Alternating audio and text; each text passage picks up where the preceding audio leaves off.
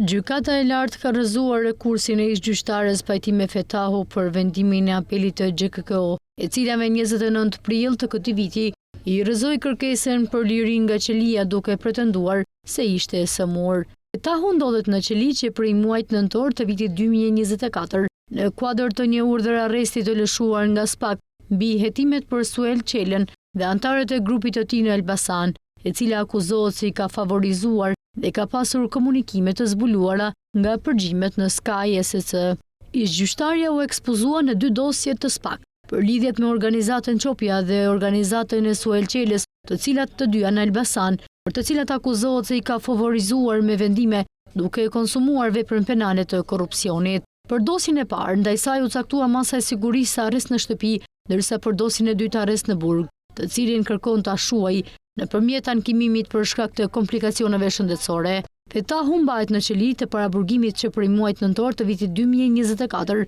në kuadër të një urdhër arresti që u lëshua nga SPAK mbi hetimet për Suel Qelen dhe antarët e grupit të tij në Elbasan, për të cilin akuzohet se i ka favorizuar dhe ka pasur komunikime të zbuluara, këto nga përgjimet e platformës së koduar Sky SC.